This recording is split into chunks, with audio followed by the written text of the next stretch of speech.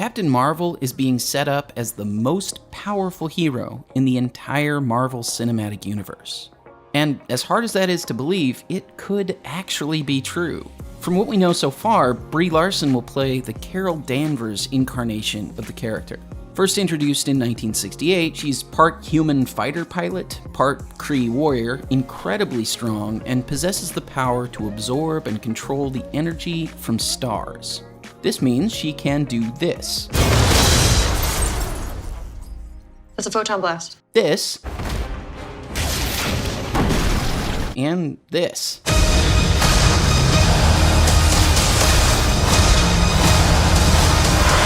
So, she is super powerful. But, at least in the comics, she's not that great a person. And with that in mind, welcome to Out of Frame. Look, I am genuinely excited for the movie, but I'm also a fan of the comics, and she's done some things that are not great. There's way too much history to cover everything, but I'd like to focus on two specific storylines. Civil War, on which the Captain America movie was loosely based, and Civil War II, which hasn't yet made its way onto the big screen. In Civil War, the first one, the plot follows a similar line to what we saw in the movie. After an alien attack, a Hulk rampage, and a botched rescue attempt, resulting in a number of innocent lives lost, the government passes the Superhuman Registration Act. The bill requires all superpowered individuals to reveal their secret identities and become registered employees of the federal government. We covered why this is a very bad idea at length in our episode on Captain America: Civil War. But in the comic version, Captain Marvel sides with Iron Man against Captain America and plays a pivotal role as not only a supporter of registration, but also as one of the law's primary enforcers. It's ultimately Captain America who puts an end to the fighting by surrendering with the explicit hope that no one else gets hurt. But in the end, a ton of characters died, cities were destroyed, Tony Stark became director of S.H.I.E.L.D., further expanding his own power, and Captain America is apparently assassinated. Don't worry, nobody stays dead in the comics. But we're talking about Carol Danvers. And as far as she's concerned, that's nothing compared to what happens next, because Civil War II is centered almost entirely around Captain Marvel. Following the events of the first series, Danvers is now commander of Alpha Flight, which has the mission of protecting Earth from alien threats.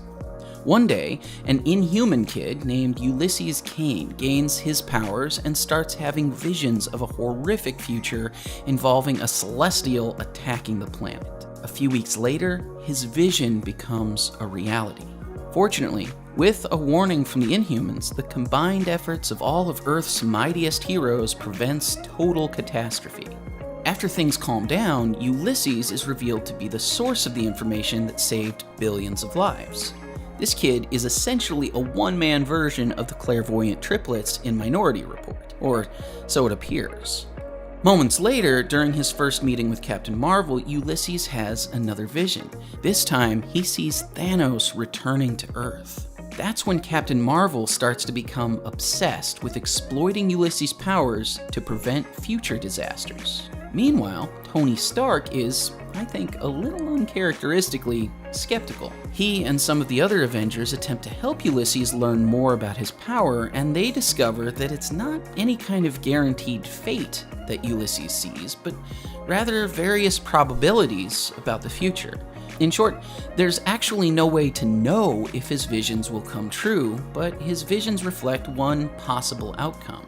Captain Marvel doesn't care about probability. If we believe there's even a 1% chance that he is our enemy, we have to take it as an absolute certainty. Tony asks her the critical question.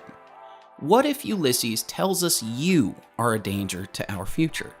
Do we stop you before you do your voodoo that you're going to do, even though maybe you don't even know you are going to do it?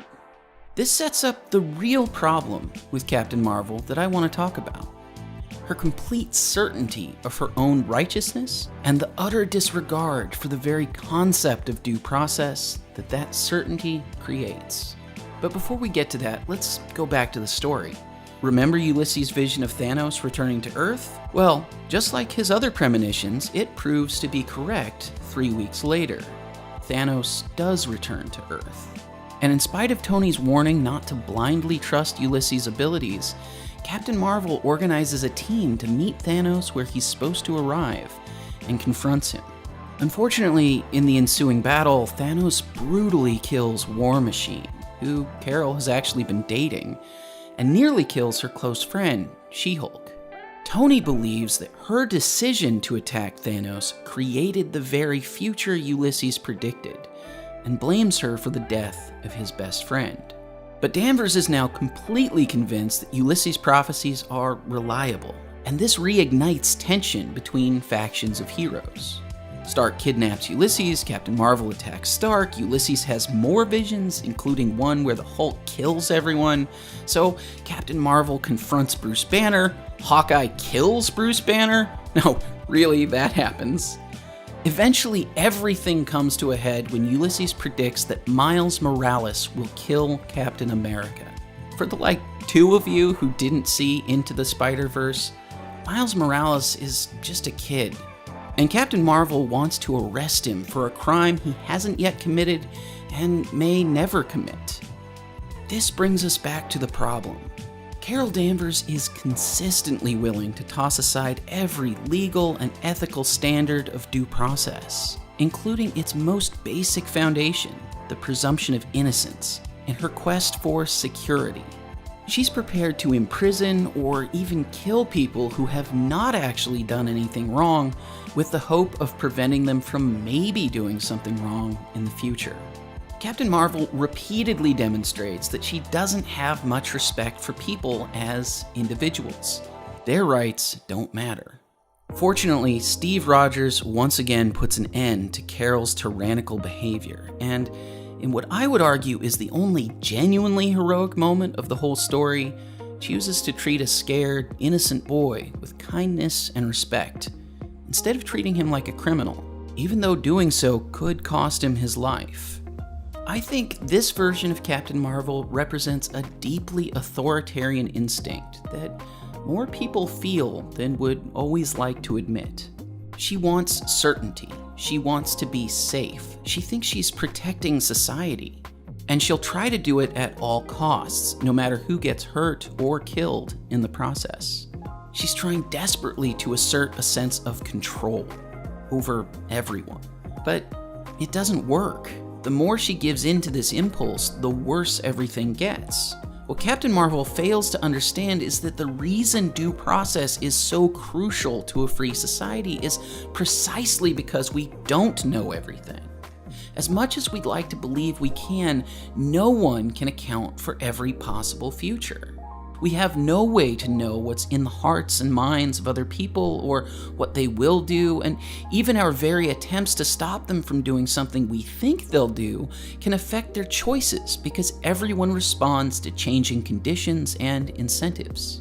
Reality is complex, and history is filled with examples where preemptive strikes potentially created even worse situations than those they were meant to prevent. One of the most significant instances of preventative war was the Japanese attack on Pearl Harbor during World War II. Japan hoped to cripple the US Navy in the Pacific in order to prevent the US from entering the war, but that action only galvanized American support for the war.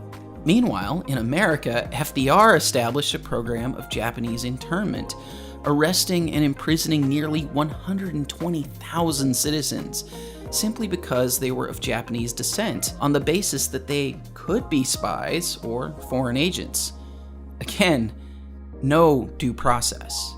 Even today, between the war on drugs and the war on terrorism, due process protections for people in the US have frequently been eroded or ignored. That's how we end up with policies like stop and frisk, no-knock police raids, and civil asset forfeiture, which allows police to take your property if they merely suspect that you've committed a crime. And they can often keep it long after you've been acquitted. And for what it's worth, the US has far stronger protections for individuals than most countries around the world. But we still have a lot of policies that flip the idea of innocence until proven guilty upside down. But remember that the legal rules for due process are a result of a broader principle. So this isn't just something that matters to law enforcement. It's something we should all adopt throughout our lives. Look no further than the way people treat each other on social media. There are now hundreds of examples of outrage-fueled mobs ruining people's lives before having any clear understanding of what they've actually done or even who they are. These mobs usually coalesce around the sense that they're fighting for justice and making the world a better place. But what kind of justice rushes to annihilate other people's lives, reputations, and future opportunities without so much as a fair hearing? What kind of justice declares guilt first and asks questions later? No, mobs are not justice. Arresting and imprisoning people without a fair trial is not justice. Initiating violence against people because you think they might do something wrong in the future is not justice. The idea that all individuals deserve a chance to defend themselves in an impartial hearing, whether in a court of law or just the court of public opinion, is something that truly separates a free and healthy society from an authoritarian dystopia that none of us wants to live in. None of us wants a world where the police, the mob, or even the vigilante superhero becomes judge, jury, and executioner. The fact that Captain Marvel has ignored this idea so often in the comics makes her character far less heroic than I hope she is in the movie. Personally, what I would love to see is for the MCU's version of Captain Marvel to take over where Steve Rogers is going to leave off. She has the potential to be the ethical and moral center of Phase 4, and without Captain America, that's a role that will need to be filled. So it's not too late for Carol Danvers to become the hero she really should be. And it's not too late for us either. With a little humility and respect for the lives and rights of other people, our society can reclaim one of its most important ethical and legal principles: innocent until proven guilty. Hey everybody, thanks for watching this episode of Out of Frame. If you're interested in learning more about Fee's perspective on maintaining the legal and ethical principles of a free society, we have a ton of articles and ebooks on the subject, plus we host seminars and events all over the US throughout the year, including our flagship conference, FeeCon. FeeCon is an awesome 3-day experience featuring inspiring speakers on topics like economics, political philosophy, public policy, entrepreneurship, and creativity. You can learn more about the conference and register to attend at feecon.org. Hope to see you there. And please, don't forget to check out fee.org/shows for all the other content we're producing each week, and go ahead and like and subscribe to @FeeOnline on YouTube, Facebook, Twitter, and Instagram. See you next time.